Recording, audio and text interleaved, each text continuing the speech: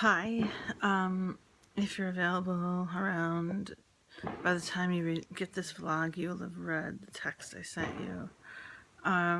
It's a response, and I feel kind of shook up by it because, I asked her, like, well, what did you do that's fucked up or whatever, bad? And, there was, like, she numbered them, and number one, included she wrote substituting my judgment for yours, like basically bullying me or just shoving me away to get her way. And she included Poppy's birthday and the whole ski lodge place, and which was the true spark of all this. And 2015, when I wanted like a little barbecue for the 4th or whatever, and it turned into this gigantic party that was all about her, and she bought all that crap, and it just became her party, and nothing was good enough. Blah blah blah. You remember that? And I think the third one in section 1 was both weddings, and you know how fucking creepy she was at my wedding, throughout my wedding to Paul, like so selfish, self-absorbed, pussy touching. I don't even know if she's thinking that. Surely her mind has blacked that out. It's beyond the pale.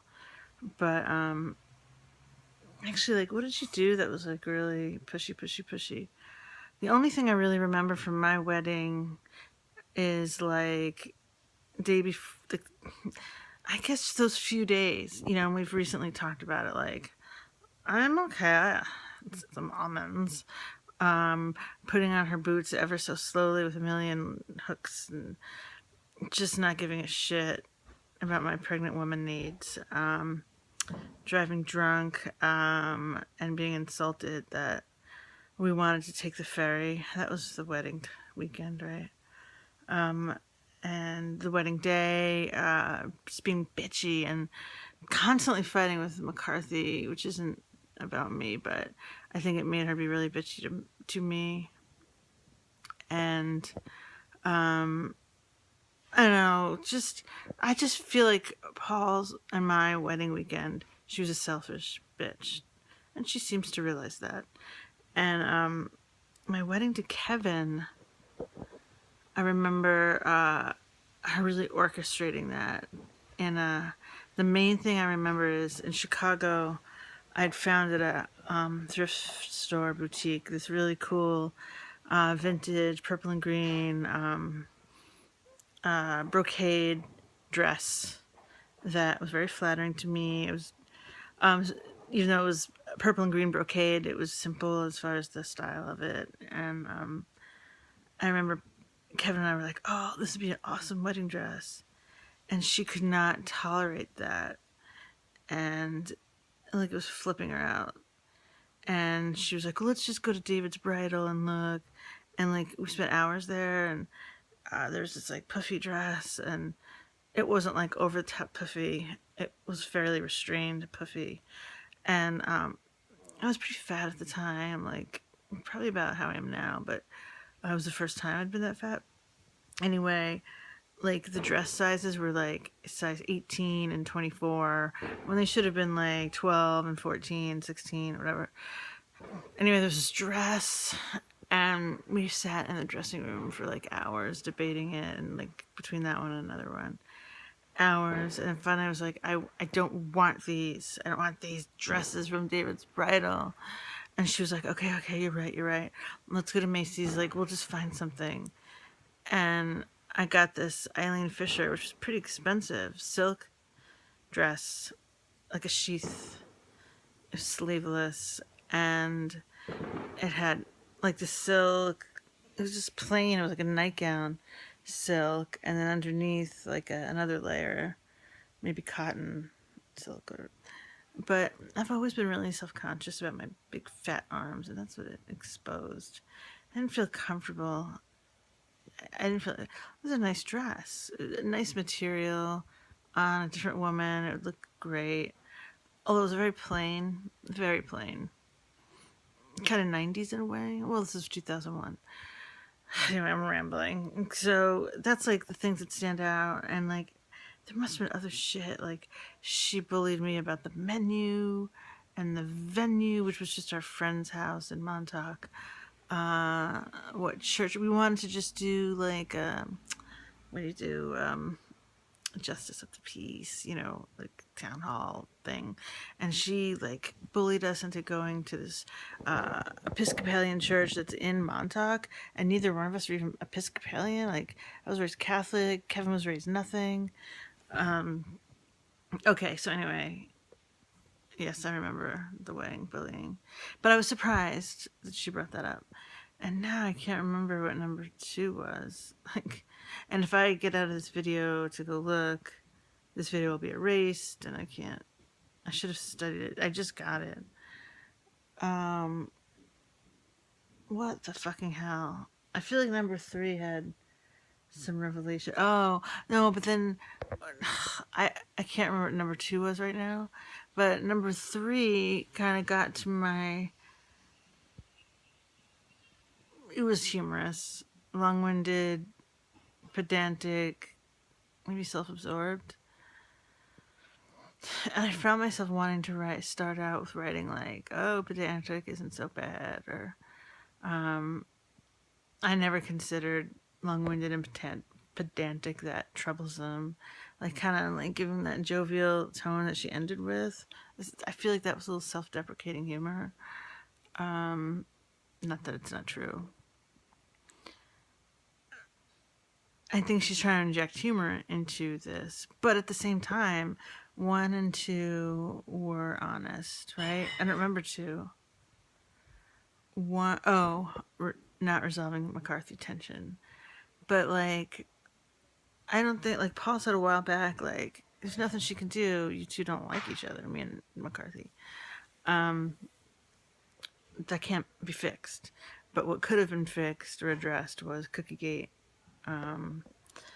And to me, like, I don't even think she realizes, like, relieving the tension.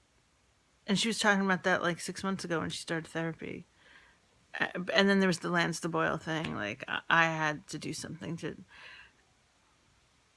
So she thinks, I mean, there is a problem with me and Beast, and the fact that her partner doesn't like me. And I mean, that's a problem. But I don't think it's totally her fault. It's her fault, and then she chooses to be with this horrible person, but she's in a. Anyway, Cookiegate is what it's all about for me with Beast and her failure, but I don't think she realizes that. But Beast is. I knew Beast would be a big thing in her mind of why she thinks that I'm doing this, and Beast has been like almost nothing in my mind. I'm so used to disliking Beast, and so that's what she thinks, and it's not completely inaccurate. She threw some curveballs. I wasn't thinking about my weddings, but she did pretty much put it out there that she tramples me to get her way, and she's selfish, and so she's on point there. She's in the direction, and I was actually earlier telling Paul, like, I don't expect her to say the exact words that I expect from her. I know she's gonna have a different view. I'm vlogging. I can't. Let's see. Next word to review. Can't. I'm glad that she like did a little digging. Like now, the letter. I had this temptation to make a little jokey joke back, like, oh, you're the pedantic, long-winded, like, that's part of your charm, or, like, I really felt that. Like, I was like, I chuckled. I was like, but anyway,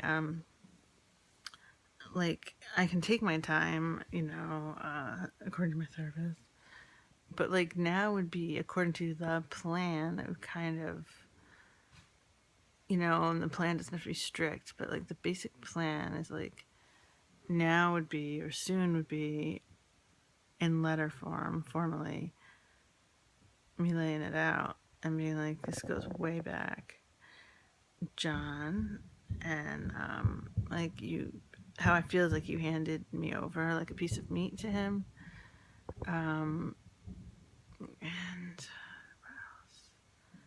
you're so shamed of my mental illness, that the epilepsy thing.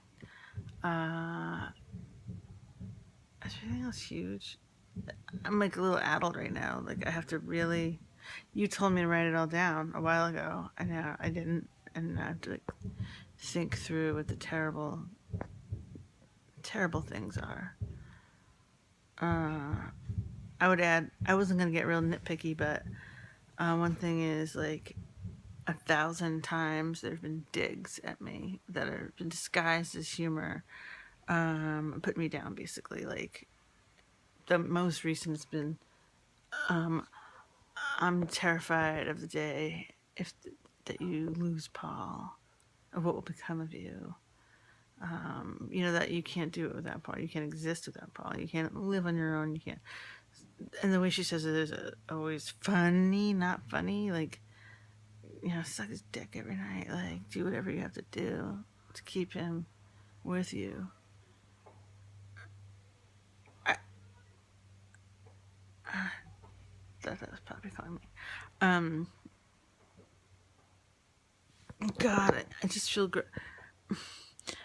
I appreciate that she thought about a response. It doesn't seem like something she just.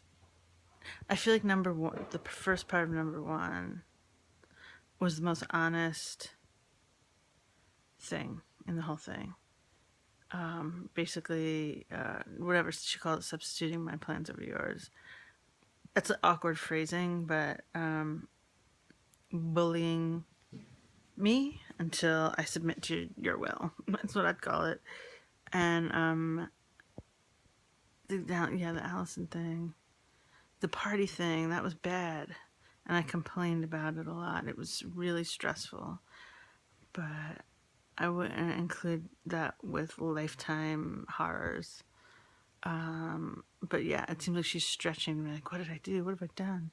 Like, if she was really thinking serious, like I'm obviously contemplating our whole lives, that number one would be John. Like, even though it's like so bad, I cannot believe it's like, oh, Allison is saying like our sister lives, like this is going back. What could be, the starting point? What would have been like the worst thing? And is it like she cannot face it? Is it not in here? It's like erased? Not want to go there, like has thought about it, but like doesn't want to admit it, even though we both know it's true, unless she's a magnet. That Cornell magnet erased it. I feel disappointed, but I appreciate some effort, but like I guess she didn't put enough effort. I thought it was interesting that she wrote both weddings. The only really bad thing from wedding one is the dress thing. That she forced me out of the dress I wanted. And are you there, close by? Hovering? Hello? He's in the office. Go away. The dress of the wedding and but wedding two with Paul. You saw it all. Okay, 14:29. Gotta go. Bye.